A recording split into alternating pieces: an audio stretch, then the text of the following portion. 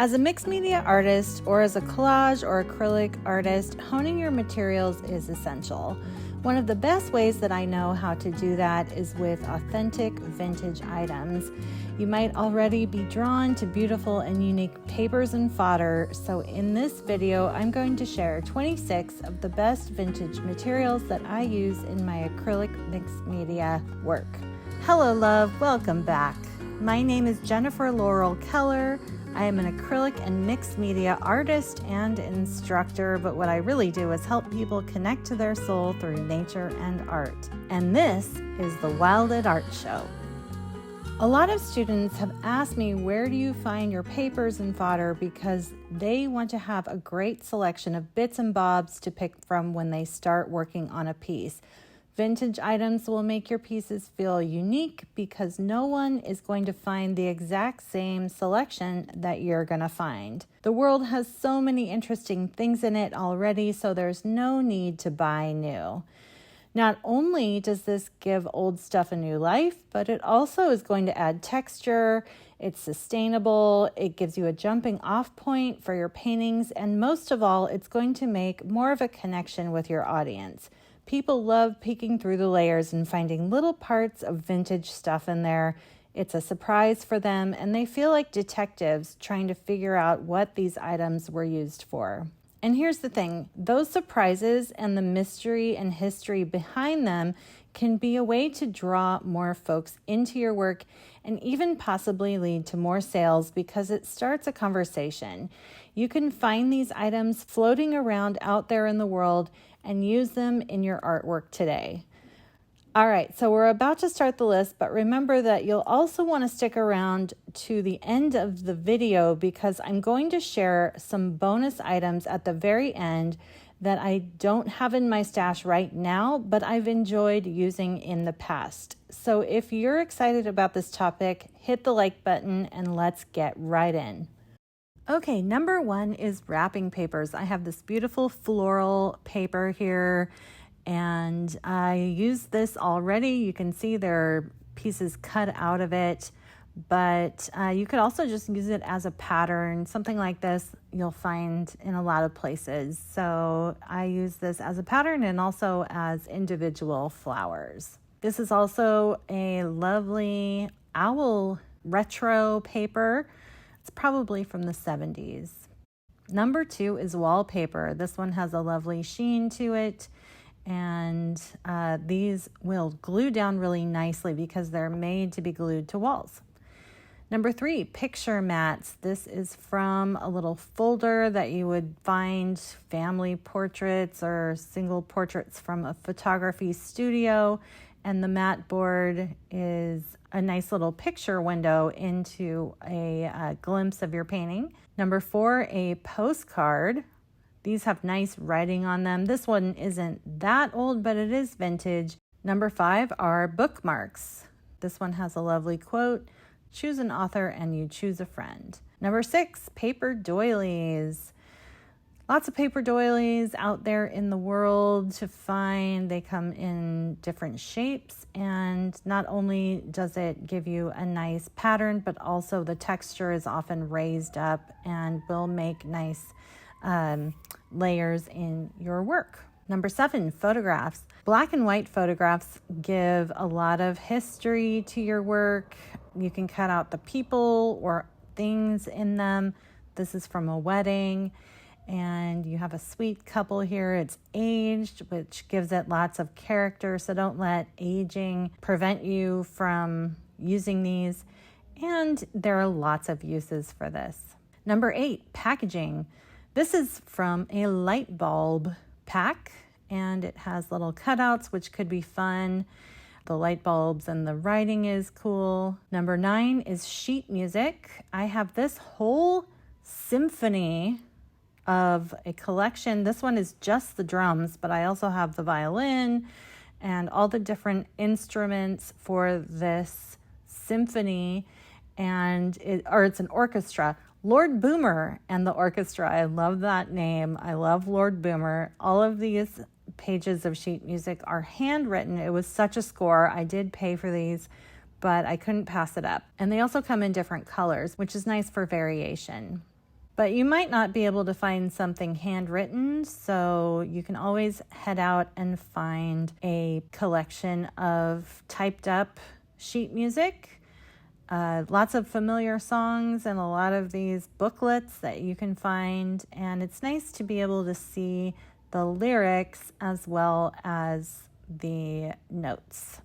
Number 10 is diagrams or plans. This is somebody's homework. It looked like they were a drafting student or some type of landscape designer. There's lots of mathematical diagrams in them and equations, so it's super cool. But you can also use graph paper, which is number 11. So it doesn't have to have anything on it, just the lines are a nice touch for more of a neutral look.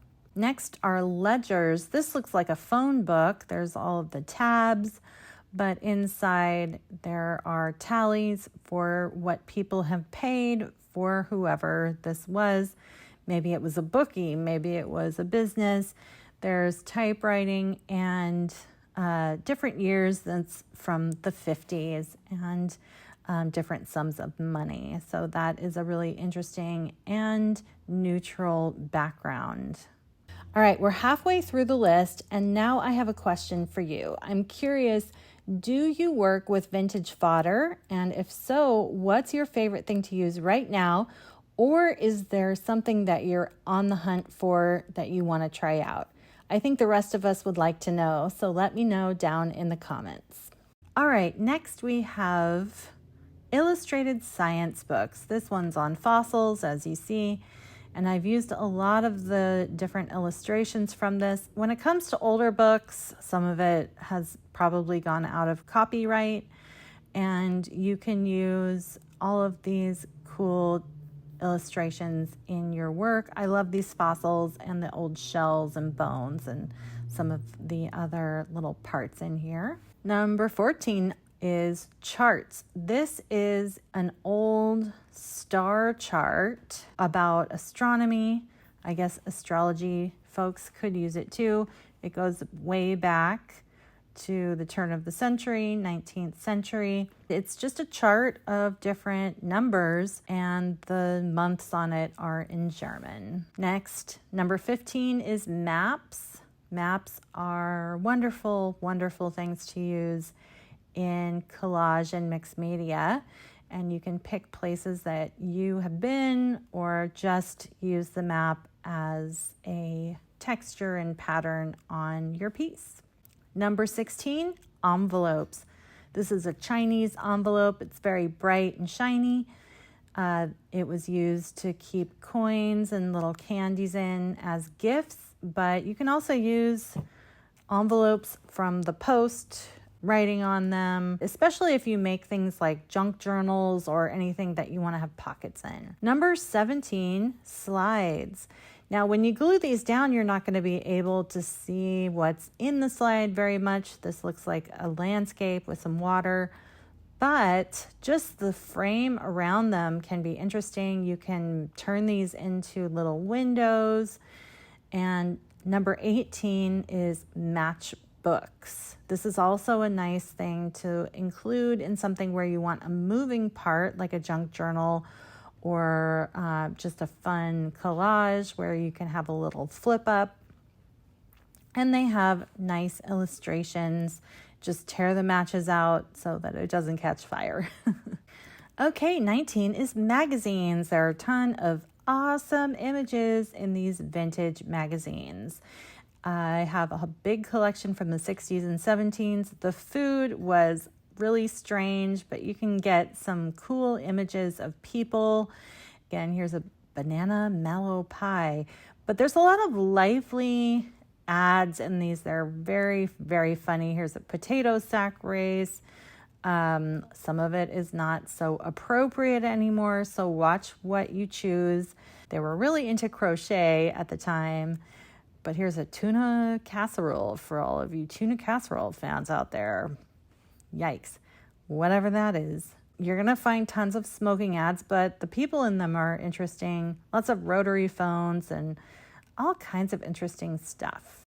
Also, I should let you know that if you're feeling this, in the next video that I release, I'm going to share the best places to find these vintage items. So if you want to make sure and catch that video, you'll want to double check that you're subscribed to my channel. Number 20 is fabrics. Here I have a crocheted lace. I have a big old roll of it. I use this often, and I have plenty to go around. And I have a big box of lots of different fabrics. I love finding things that have fun patterns. So you want to look for something that will add some interest. You don't want anything that's too stretchy. So cotton is a really nice fabric. This has a nice floral pattern on it. Also things with beaded elements. I'll cut the beaded portions out like these rhinestones here and use them individually. So I can find just like a little cluster of those, trim them out, and use them as a nice bling in my artwork. Here is a crochet doily. That's gonna lay down really nice and flat with the glue. Embroidery is really fun. The paint can get in there and do a lot of different effects. Here I have a ribbon from an equestrian event. That would be really three-dimensional, but you could totally stick it to something. And it says novice lightweight horsemanship. Here I have some ribbon. Ribbon is great. And moving on to other 3D objects, I have numbers. You can find little numbers from kiosks or signage. This is frame molding from picture framing. It's small. I wouldn't get too chunky unless you were working on something more sculptural.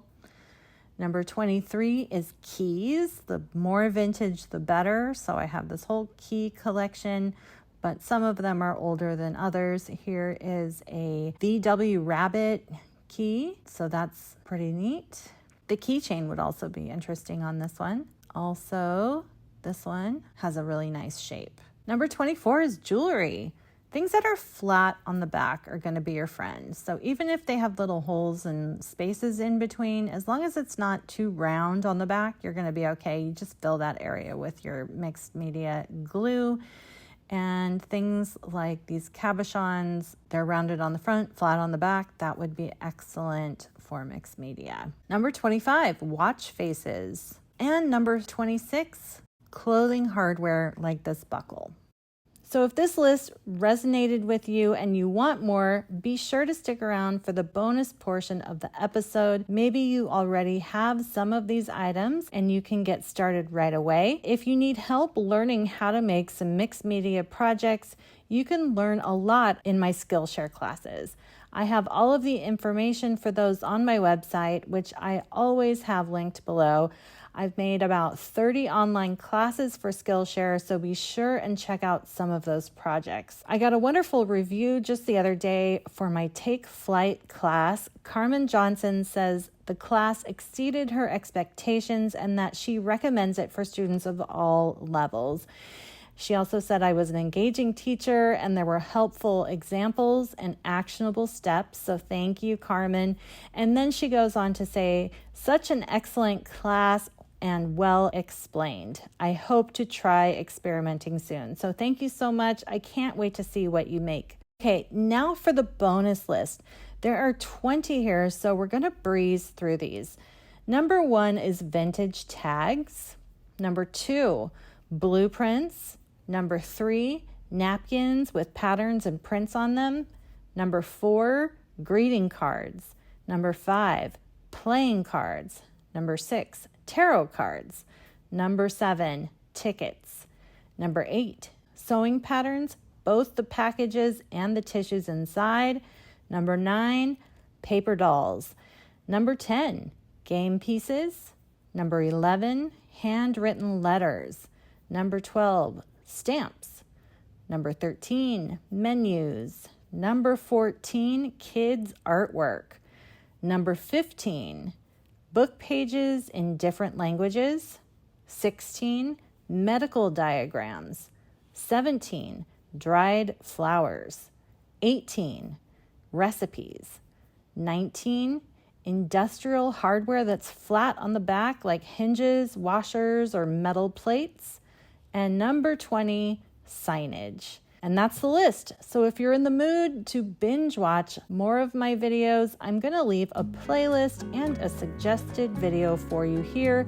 Thank you so much for watching, and much love.